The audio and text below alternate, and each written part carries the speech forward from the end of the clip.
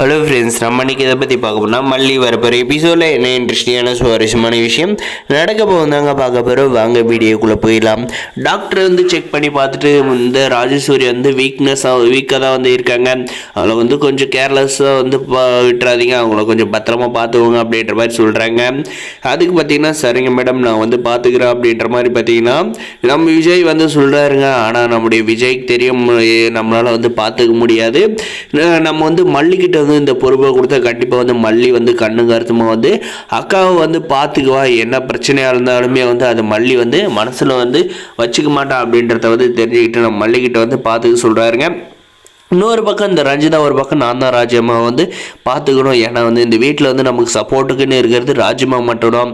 அவங்க மட்டும் இல்லைனா கண்டிப்பாக இந்த வீட்டில் நம்மளை துரத்தி விட்டுருவாங்க அப்படின்ற மாதிரி பார்த்தீங்கன்னா இந்த ரஞ்சிதா நினச்சிக்கிட்டு இருக்காங்க. நம்முடைய மல்லிக்கிட்டு விஜய் சொன்னதும் பார்த்தீங்கன்னா அவர் சொன்னார் அது இருந்தாலும் பார்த்தீங்கன்னா எதிரியாக இருந்தாலும் அவங்களுக்கு நல்லது நினைக்கிறது மட்டும்தான் நம்முடைய மல்லியோட நல்ல எண்ணங்கள். அதனால் பார்த்தீங்கன்னா நம்முடைய மல்லி பார்த்தீங்கன்னா இந்த ராஜேஸ்வரி வீக்காக இருக்கிறதா சொல்லிட்டாங்க பார்த்தீங்களா.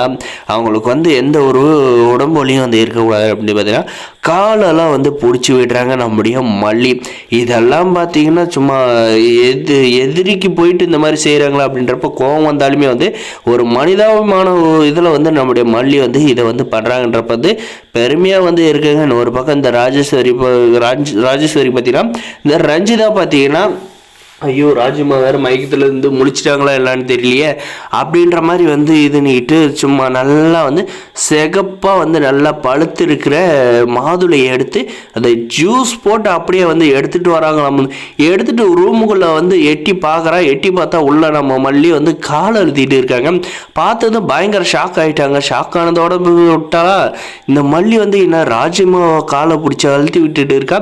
போகிற போக்க பக்கத்தான் ராஜம்மா கைக்குள்ளே வச்சுக்கிட்டு நம்மளை அடித்து துடைச்சிருவோம் போல இருக்க இல்லையே. ஆனால் அதுக்கு நம்ம இடங்கள் கொடுக்கக்கூடாது அப்படின்ற மாதிரி வெளியவே நின்று ரொம்ப மூளை கசகி யோசிக்கிறாங்க என்ன செய்யலாம் அப்படின்ட்டு.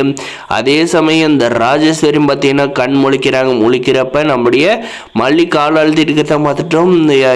அவங்க வீக்காக இருந்தால் சைலண்டாக இருக்காங்க. உடனே நம்முடைய இந்த ரஞ்சிதா பார்த்தீங்கன்னா அதை பார்த்துட்டு ராஜம்மா இப்போதான் ராஜம்மா உங்களுக்காக ஜூஸ் போட்டு வர போனேன், அதுக்குள்ள இந்த மல்லி உங்களுக்கு காலை அழுத்தி விட்டு இருக்கா, நீங்கள் உங்ககிட்ட நல்ல பேர் எடுக்கணும் அப்படின்ற மாதிரி தப்பாக போட்டு கொடுத்துறாங்க.